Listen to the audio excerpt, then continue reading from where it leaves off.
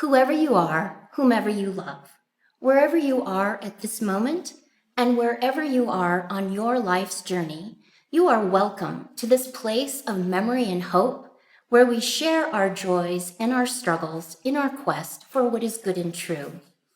As Unitarian Universalists, we affirm and promote the inherent worth and dignity of every person and the interdependence of all life.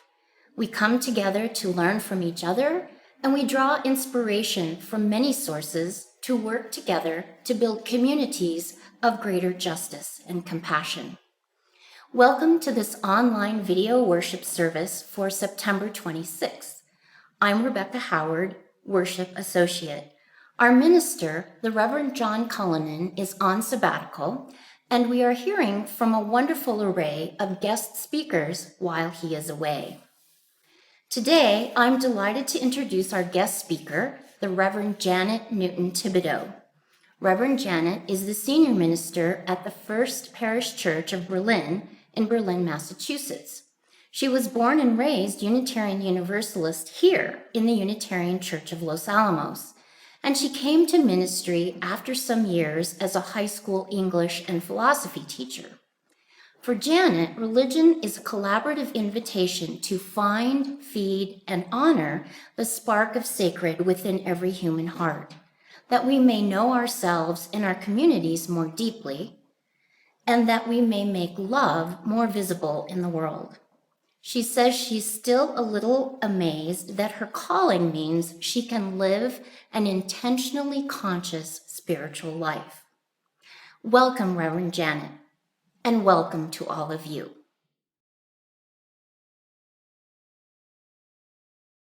Morning has come, night is away, rise with the sun and welcome the day.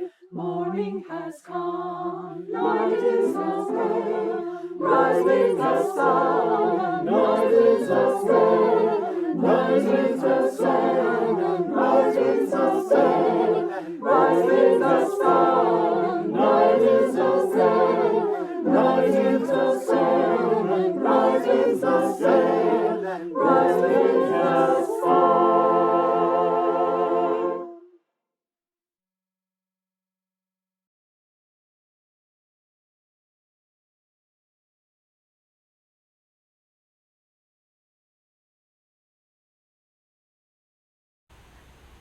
As we light our chalice this morning, I offer two perspectives on what it means to be gathered in worship today. The first was written over 400 years ago by the playwright William Shakespeare, the second almost 50 years ago by the science writer Lewis Thomas. In Shakespeare's King Lear, the son Edgar seeks to reassure his disconsolate father with these words: "Thy life's a miracle, speak yet again. Thy life's a miracle." Lewis Thomas offered a similar perspective in more secular terms when he wrote, "Statistically, the probability of any one of us being here is so small that you'd think the mere fact of existence would keep us all in a contented dazzlement of surprise."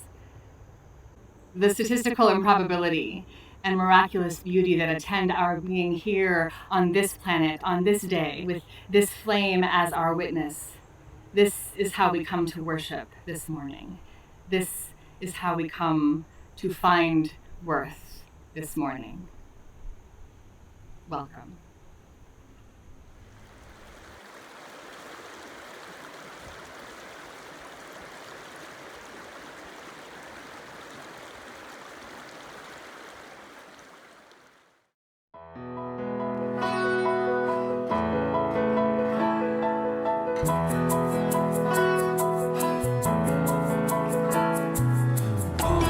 Below me I feel no motion, stand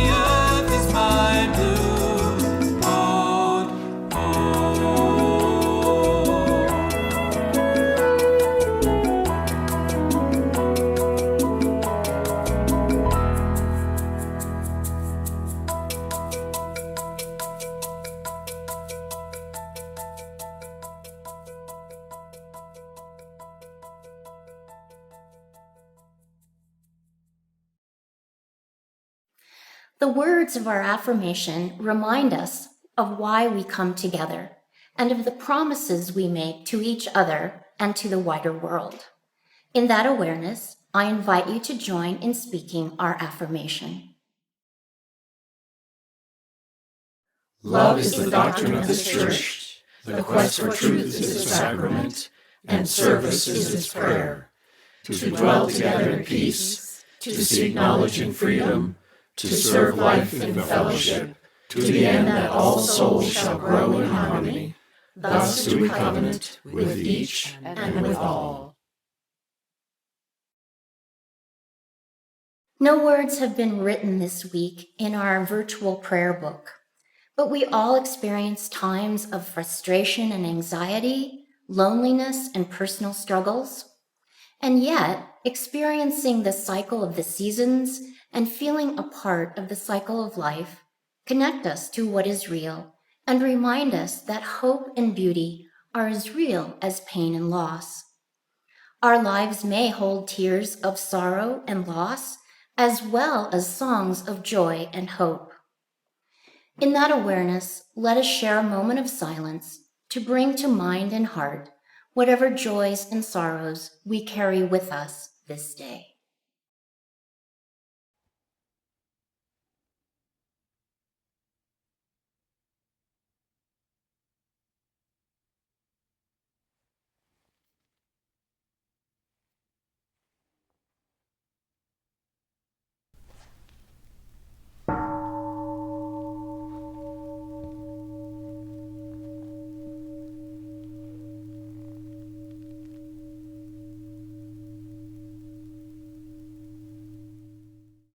As we end our meditation time, I share with you this poem by the poet Danusia Lemaris entitled Thinking.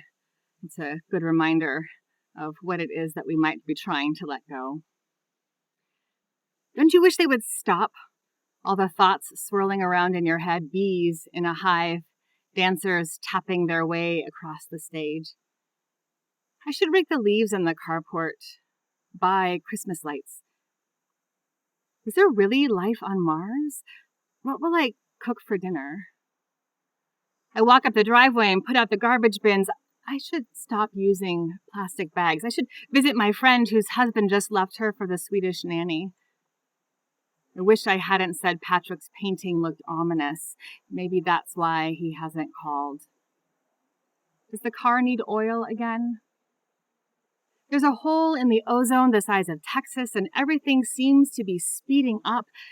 Come, let's stand by the window and look out at the light on the field. Let's watch how the clouds cover the sun and almost nothing stirs in the grass.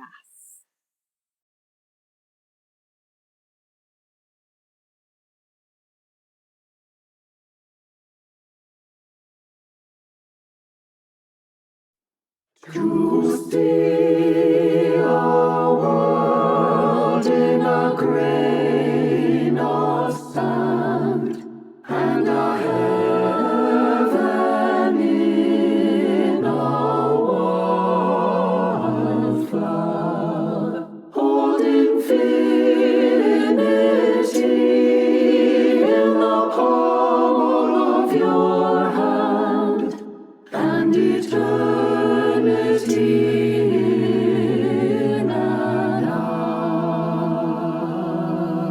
To see a world in a grain of sand, and a heaven in a wildflower. Hold infinity in the palm of your hand, and eternity in an hour.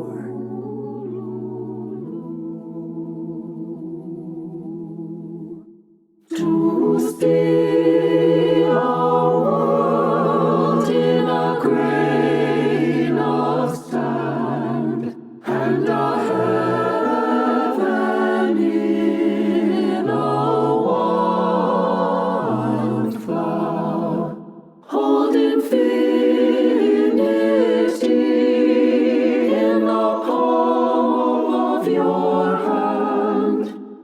and eternity in and out.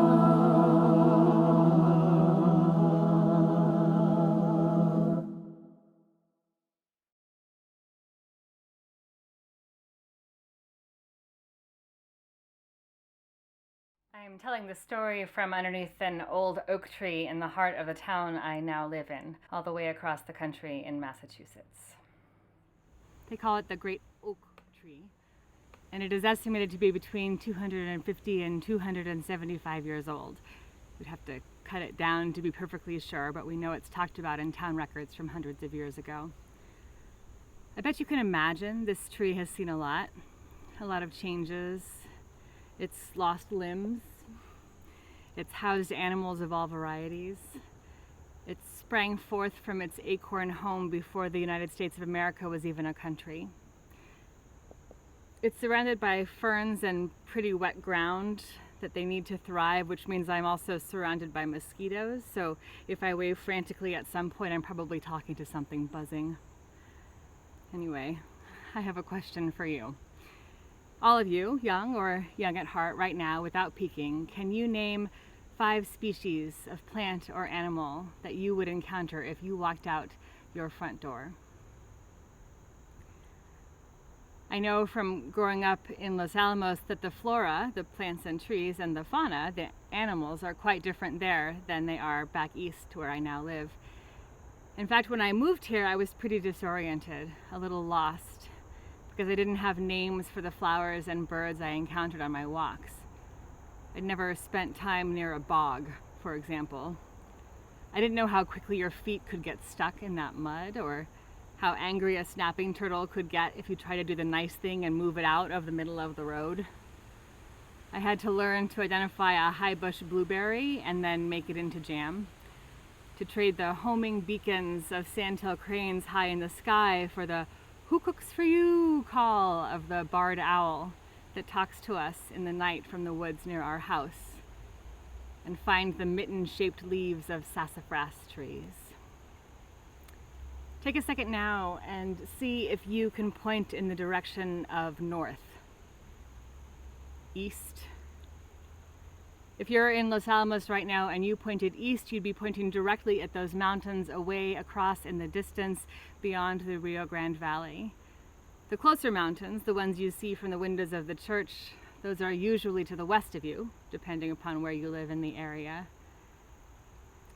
Several years ago, I was teaching 7th and 8th grade at a little school north of Taos, and together with my class, we went on a hike along the sloping foothills of the Sangre de Cristo Range.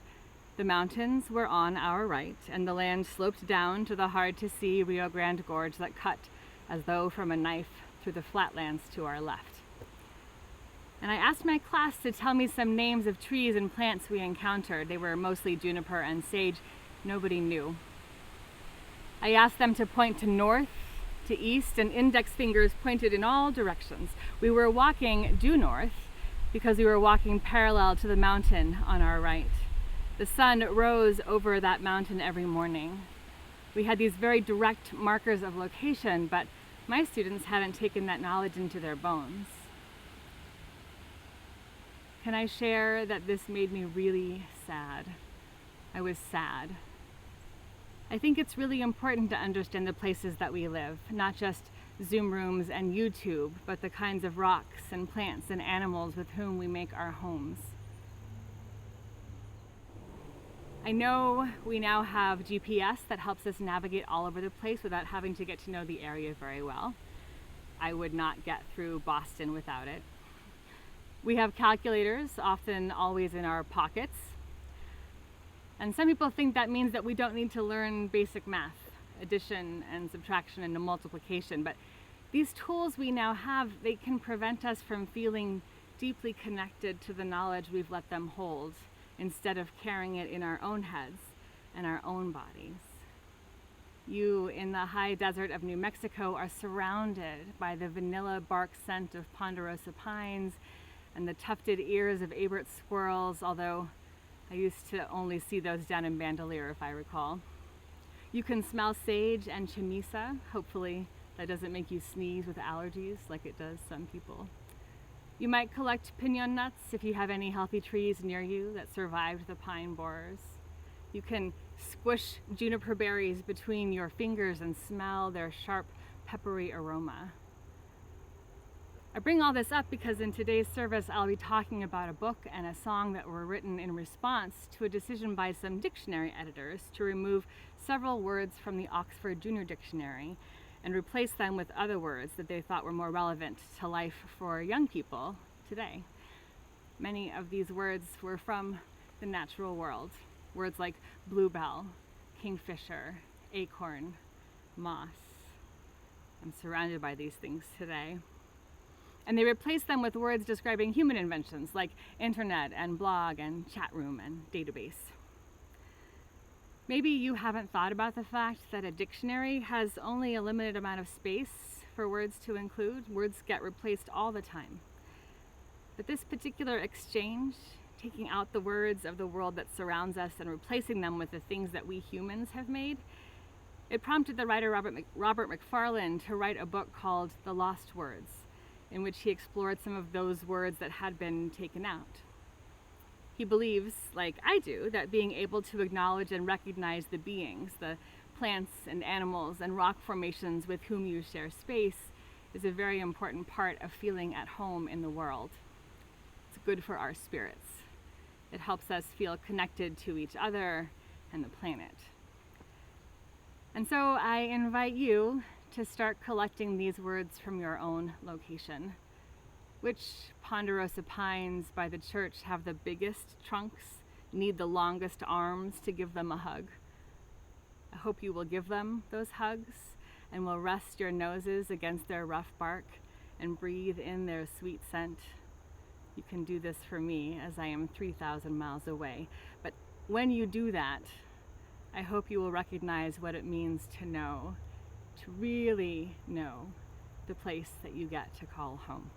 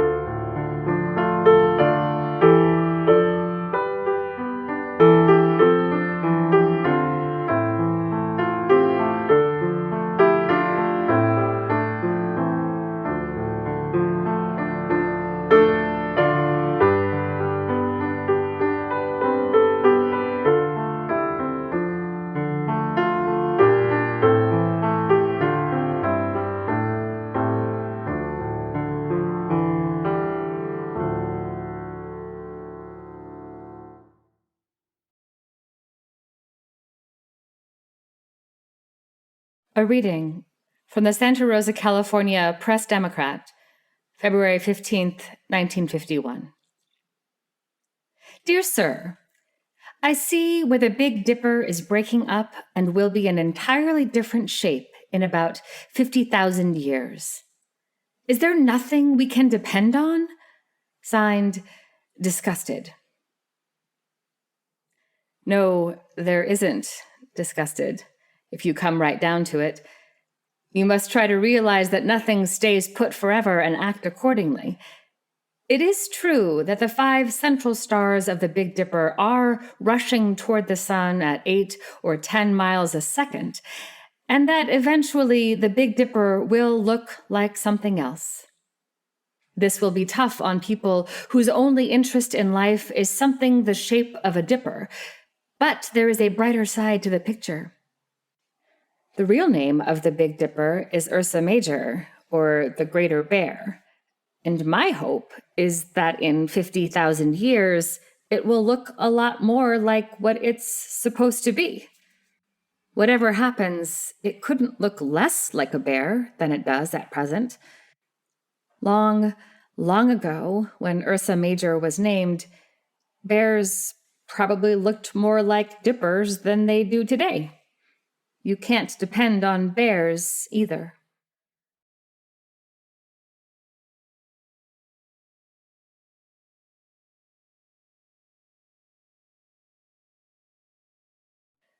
Enter the wild with care, my love, and speak the things you see. Let new names take and root and thrive and grow.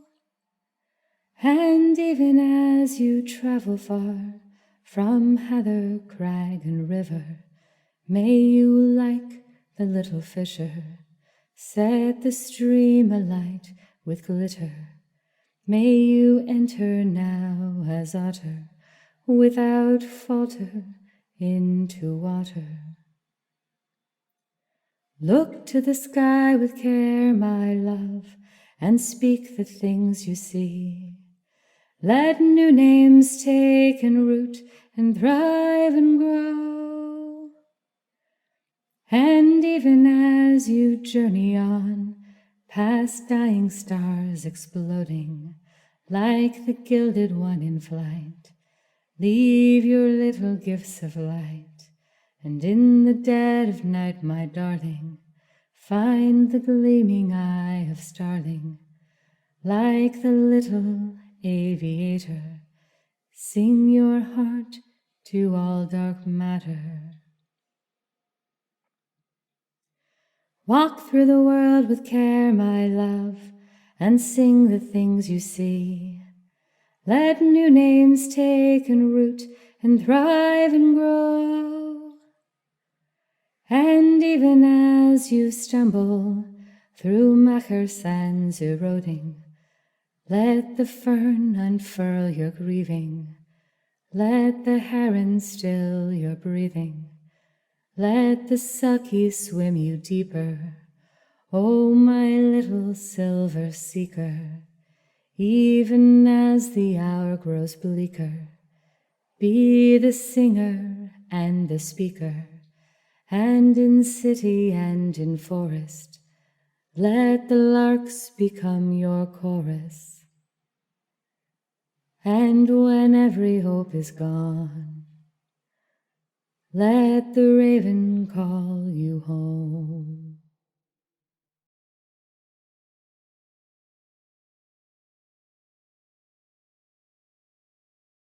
The senator was the oldest bald cypress tree in the world. It made its home in what is now Florida, although when it first began to grow, Florida hadn't been invented yet. No European treasure-seeking expeditions had made their way to these shores. Jesus hadn't been born, nor had Moses. In 1993, this tree was estimated to be 3,500 years old. On January 16th, 2012, the senator went up in flames. It took a while for the full story of how it caught fire to emerge, but eventually we learned that a 26-year-old meth user had lit a small fire inside the tree so that she could see to get high. And it had been a dry year. In a very short span of time, a tree that's time on our planet predated Moses lit up the night sky like, in the words of one fire responder, like a Roman candle. Would this have happened, I wonder, if collectively as humans, we worked to maintain a greater connection to the world of wonder we find around us? If we figured out how to reconnect the well-being of our spirits to the well-being of the planet? Things don't stay the same, no matter how much we wish they might. But some things merit our intentional preservation, especially those things that are intimately connected to our meaning-making impulses, to our spiritual selves. I sing that song, The Lost Word Blessing, as a lullaby to my daughter because I do hope that she will learn to enter the world with care, with completeness, with knowledge of what surrounds her, to notice, and to look to the world with care, that her own soul might grow through that noticing. We have entered a time in human history when many of us have forgotten that things only have value if we take the steps to imbue them with meaning. And so it is up to us to produce value through seeing our natural world as sacred. It is up to us to learn and teach and share that intimate, grounded connection to our world, that it grants us a deep orientation in our lives, our physical lives, our spiritual lives, our community lives, our activist lives. This deep grounding is necessary for two basic reasons. First, we know that it's nearly impossible to motivate enough people to make the changes called for to address climate crisis, climate weirding, if those people have never felt anything but lost in the natural world. If they haven't been able to connect to their specific location enough to notice what's changing, what bugs aren't here, what new ones are, what birds have diminished in number, what trees are flowering too soon or too late to set fruit. But second, I believe that we're collectively encountering a spiritual crisis that stems from that lack of connection. The increase in anxiety and depression among our young people is at an all-time high. People, even before the distancing demanded by the pandemic, spoke of a loneliness and a loss of community that left them feeling disconnected, left them at a loss for how to do the deep spiritual work of meaning-making in their lives. The writer and farmer and activist Wendell Berry has suggested that a part of this distancing is actually created by the language we've become accustomed to using about our natural world. He writes that the language we use to speak of the world and its creatures, including ourselves, has gained a certain analytical power, but has lost much of its power to designate what is being analyzed or to convey any respect or care or affection or devotion toward it. As a result, we have a lot of genuinely concerned people calling upon us to save a world, he says, which their language simultaneously reduces to an assemblage of perfectly featureless and dispirited ecosystems, organisms, environments, mechanisms, and the like. It is impossible, in his words, to prefigure the salvation of the world in the same language by which the world has been dismembered and defaced. Put another way, in attempting to classify and understand our world, have we lost the important emotional skill of reverence toward it? Do you hear his plea that we might reclaim religious language to talk about our world, this world?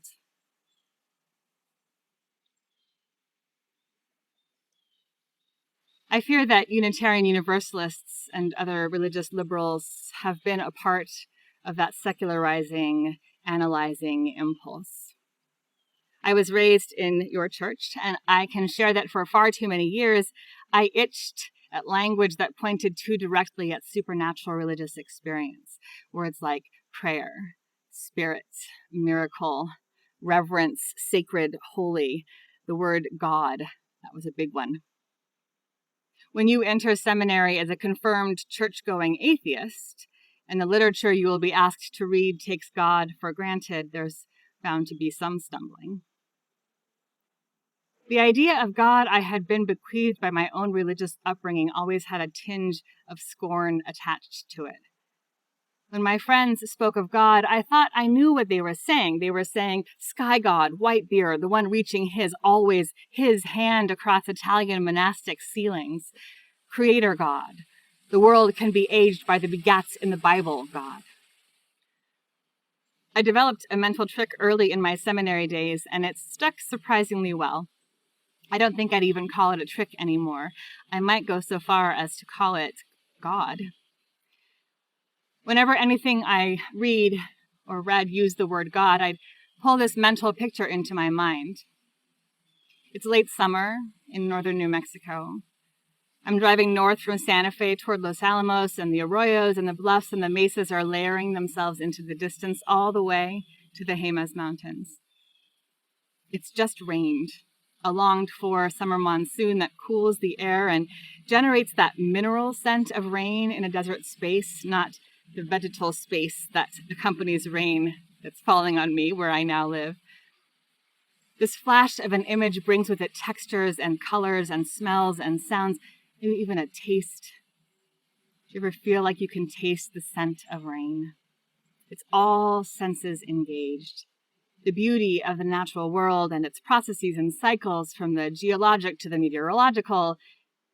Maybe there's even a rainbow, the physics of light refracting, all arrayed before me. God. A reclamation of another lost word.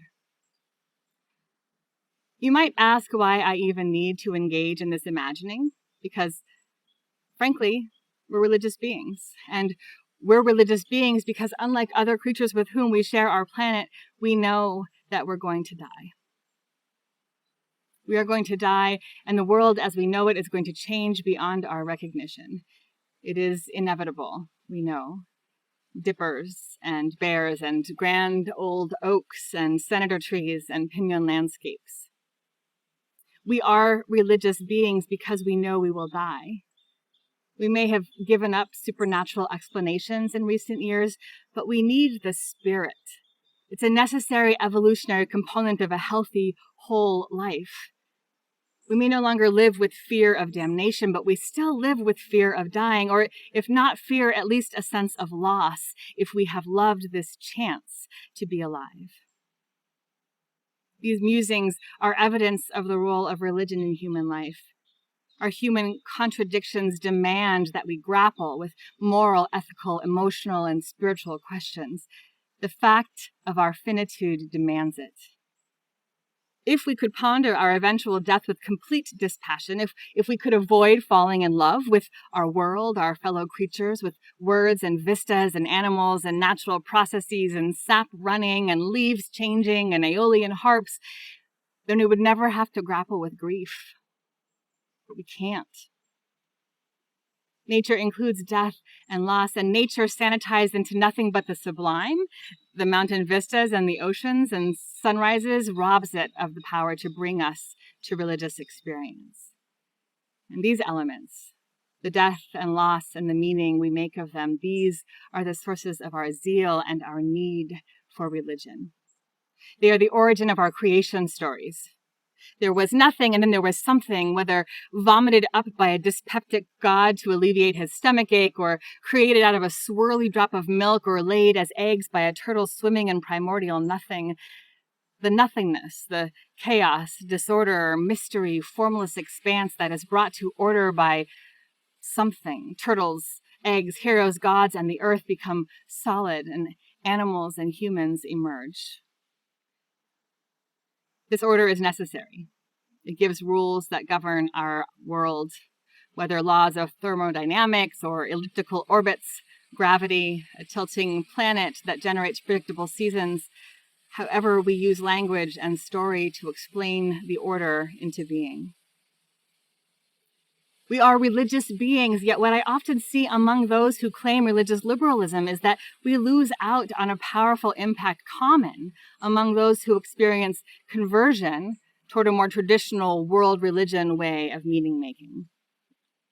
These types of conversion often result in a shift in how the world is seen, and an accompanying shift in how one lives one's life as a consequence. The Greek word that describes this experience is metanoia. Someone finds or is found by Jesus and suddenly understands a great love that was lost to them before. An evangelical zeal can result. I once was lost and now I'm found, and now I would like to share with you a way that you too can feel this easing, this letting go, this relaxation into the arms of a supernatural love. Conversions throughout religious history have often occurred in the wilderness, in the uncertainty. when we are challenged by something that feels too big for us, that tests us, body, mind, and spirit. We may fight it, and then we make the decision to lean into the challenge, to wrestle with the angel, to spend the 40 days in the desert, to sit under the tree. This work in the wilderness is a time of both allowing yourself to be drawn to and resisting the holy. And it's not easy. It can't be if it's to change us. One impact of conversion is the development of an interest in staying in relationship with the divine, with fellow believers, with our deepest selves. What I want for us as religious beings is that metanoia, that life-altering experience that points us towards spiritual growth, not simply spiritual identification. I am a Unitarian Universalist. To experience conversion events so that we may bequeath even half the words recently expunged from the dictionary, not just the words, but the animals and plants and concepts they point to as well, to our children. That we may stay in relationship with fellow believers, with our deepest selves, and with the world around us with whom we share this planet. Might it be found in a grasping, some way, somehow, what feels inexplicable and incomprehensible to our human brains, in finding and cultivating awe in the vastness of our cosmic experience, in letting ourselves connect this awe to more traditional religious language without apology, without caveat, without shame, without cynicism? Can we allow ourselves to be converted? And so I am left wondering, what might that conversion experience toward deep grounding in our places and natural spaces look like? What could happen if we allowed ourselves to find the fullness, the awe and wonder and the chaos and confusion and the mystery and the grief within the worlds in which we make our homes as natural creatures? That we may, through the mutual support of religion, allow ourselves to drop the cynicism we are tempted to deploy to keep our hearts from breaking, to recognize the vulnerability of the world, and because we are a part of it, allow ourselves to expose that same vulnerability, that we may enter the wild, that we may care for it, us, each other, that we may love, and that we may speak in voices brimming with the urgency of prophecy, that we may speak the things we see.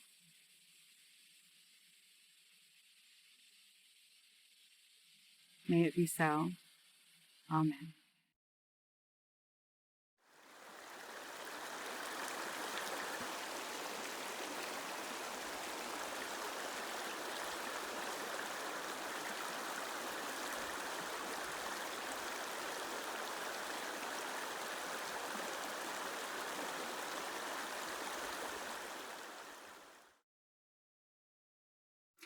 Thank you, Reverend Janet, for your words of inspiration and hope as we seek to find our place in the universe. Next week, our speaker is the Reverend Bob Janice Dillon, who studied with Reverend John Cullinan at Meadville Lombard Theological School in Chicago. He will share with us a recounting of a journey of discovery, including wild strawberries, hitchhiking, a smidgen of philosophy, and one too many electric fences. Because of the change in the COVID-19 situation, our church board has decided to suspend in-person Sunday services and return to online-only video worship. The board is watching the COVID data very closely and hopes we can reopen soon. Meanwhile, join us online, both for our video worship service, which is available beginning at 10:30, and for our virtual coffee hour at 11:30. Both of those are each Sunday. The links for both can be found in our weekly email announcement. Please continue to check our website, our Facebook page, and email announcements for opportunities to connect. If you are joining us for the first time, please sign our virtual guest book. Everyone is reminded that you can express personal joys and sorrows via our virtual prayer book. For anyone who would like to learn more about our church or to leave comments or ask questions, please contact the church office. The contact information for all of these is in the service notes below. Our offering is an opportunity to share some of what we have with the wider world.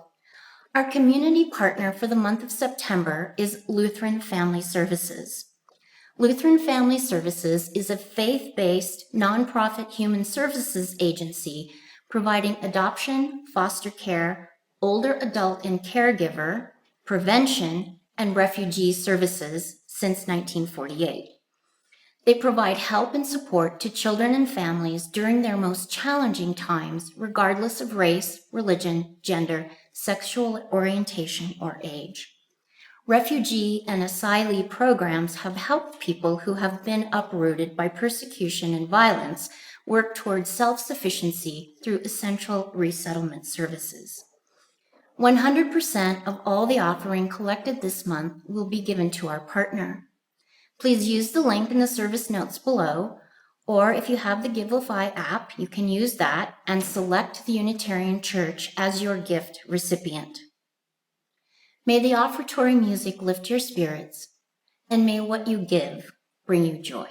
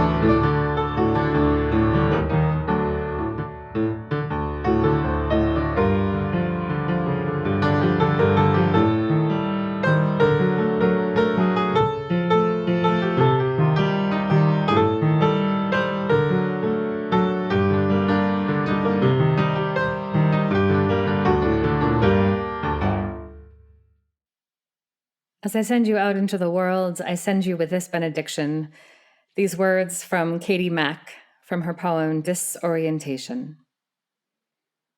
I want to make you dizzy. I want to make you look up into the sky and comprehend, maybe for the first time, the darkness that lies beyond the evanescent wisp of the atmosphere, the endless depths of the cosmos, a desolation by degrees. I want the earth to turn beneath you and knock your balance off, carry you eastward at 1,000 miles an hour into the light and the dark and the light again. I want you to watch the earth rising you up to meet the rays of the morning sun. I want the sky to stop you dead in your tracks on your walk home tonight because you happened to glance up and among all the shining pinpricks, you recognized one as of the light of an alien world. I want you to taste the iron in your blood and see its likeness in the rust-red sands on the long, dry dunes of Mars, born of the same nebular dust that coalesced random flotsam of stellar debris into rocks, oceans, your own beating heart. I want to reach into your consciousness and cast it outward beyond the light of other suns to expand it like the universe, not encroaching on some envelope of emptiness, but growing larger, unfolding inside itself. I want you to see your world from 4 billion miles away, a tiny glint of blue in the sharp white light of an ordinary star in the darkness. I want you to try to make out the boundaries of your nation from that vantage point and fail. I want you to feel it in your bones, in your breath, when 2 black holes colliding 1 billion light years away send a tremor through space-time that makes every cell in your body stretch and strain. I want to make you nurse nostalgia for the stars long dead, the ones that fused your carbon nuclei and the ones whose last thermonuclear death throes outshined the entire galaxy to send a single photon into your eye. I want you to live forward, but see backward, farther and deeper into the past, because in a relativistic universe, you don't have any other choice. I want the stale, billion-year-old starlight of a distant galaxy to be your reward.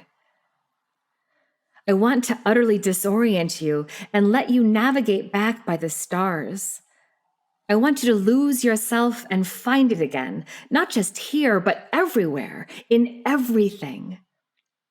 I want you to believe that the universe is a vast, random, uncaring place in which our species, our world has absolutely no significance.